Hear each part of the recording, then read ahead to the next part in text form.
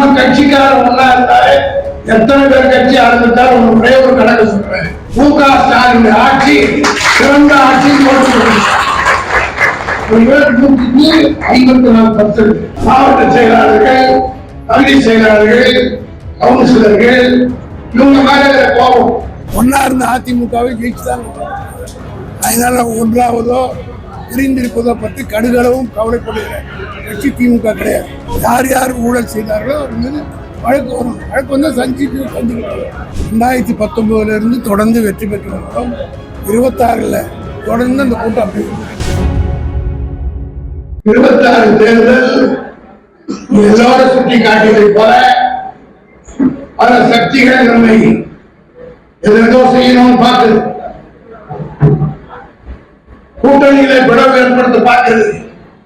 ஆனால் தலைவர் தளபதி அவர்கள் தெளிவாக நம்மோடு இருக்கிற கூட்டணி தெளிவாக இருக்கிறது என்பதை நிரூபித்து காட்டி 28ஆம் தேதி அனைவரையும் ஒரே மேடையில் உட்கார வைத்து மீண்டும் நிரூபித்து காட்டப்படுகிறார். மத்திய அரசு என்ன செய்யும் என்று சொல்ல முடியாது. ஏதேதோ திட்டங்களை எல்லாம் திட்டுகிறார்கள். இவரை சேகரிப்பிடுவதை போல யார் கட்சி ஆரம்பிச்சார்? காரணம் நம்ம கட்சிக்காரர் ஒன்னா இருந்தாலே எத்தனை பேர் கட்சி ஆரம்பித்தாலும் ஒரே ஒரு கணக்கு சொல்றேன். ஒரு சர்வே நேரம் இல்லை, ஒரு சர்வே ரிப்போர்ட் ஒன்று எடுத்துட்டாங்க.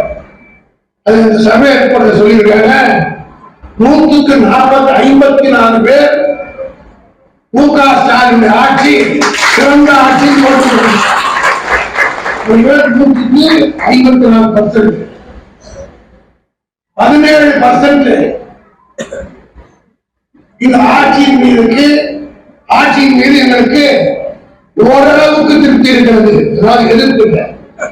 சாட்டிஸ்ஃபைடு என்பது 54, சாட்டிஸ்ஃபைடு டு சம் எக்ஸ்டென்ட் 17.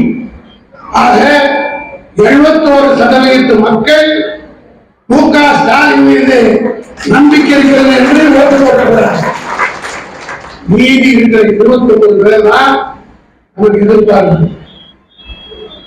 29 பேர் கூட மு.க. ஸ்டாலின் எதிர்ப்பார்கள் அல்ல. என் மேல, ஆர்டி சாஹிப் மேல, நேதாஜி கணேசன் மேல, எபினேசன் மேல, கவுன்சிலர் மேல, எம்எல்ஏ மேல சிரிக்காது. நீ பொறுப்பு யாருதான் சிரிக்கிறேன். மாவட்ட செயலாளர்கள், பகுதி செயலாளர்கள், கவுன்சிலர்கள் இவங்க மேல கோபம். 29% அதுதான் இந்த கூட்டத்தினுடைய நோக்கமே தவிர வேறு ஒன்றும் 29% மாற்றுவதற்கு நீங்கள் அனைவரும் முயற்சி செய்ய வேண்டும். அதுதான் உங்கள் முன்னாடி இருக்கிற பணி. இது செய்து கொடுக்கிறீர்களானால் எந்த சக்தியும் நம்முடைய தலைவனையோ திமுகவையோ தொட்டு பார்க்க முடியாது என்று சொல்லி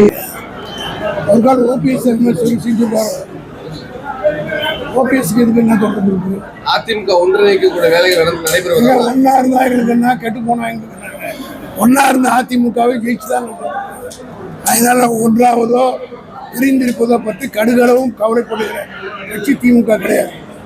அதனால் அதை பற்றி பித்தலாட்டுத்தனமாக பேசுகிறார்கள். அடுத்து ஓபிஎஸ் மேலே வரப்போது இந்த பயத்தில் முந்திக்கிறாங்களா என்னன்னு தெரியல. யார் யார் ஊழல் செய்தார்களோ அவர் மீது வழக்கு வரும். வழக்கு வந்து சந்திக்கிறாங்க. ஊழல் செய்யலைன்னா கோர்ட்டுக்கு போய் திரும்பிச்சுட்டு வர வேண்டியதானே. எதுக்கு புலம்ப ஆரம்பிச்சிட்டாங்க. ஆக அவர்கள் வந்து பலவீனமாயிட்டாங்க. எதையாவது ஒன்று சொல்லணுன்றதுக்காக சொல்கிறாங்க. அதற்கு இதுக்கு சொல்லலாம். கூட்டணிக்கையில வந்து அதாவது பிளவு ஏற்பட போது பல சர்ச்சைகள்ல பல கருத்துக்கள்ல முன்வைக்கப்படும் போது 28ஆம் தேதி பவன்கலா கூட்டம் வந்து கூட்டணி கட்சி தலைவர்கள் அழைத்து திமுக தலைவர் அறிவிச்சிருக்காரு. இந்த கூட்டம் எப்படி நடக்கும்? எப்பொழுதும் போல் வெற்றிமையாக நடக்கும். 2019 தொடர்ந்து வெற்றி பெற்று வந்தோம். 26 தொடர்ந்து அந்த கூட்டம் அப்படி. இதுபோன்ற செய்திகளை மேலும் தெரிந்து கொள்ள எங்களது யூடியூப், ஃபேஸ்புக் மற்றும் ட்விட்டர் ஆப்களை சப்ஸ்கிரைப் செய்யவும்.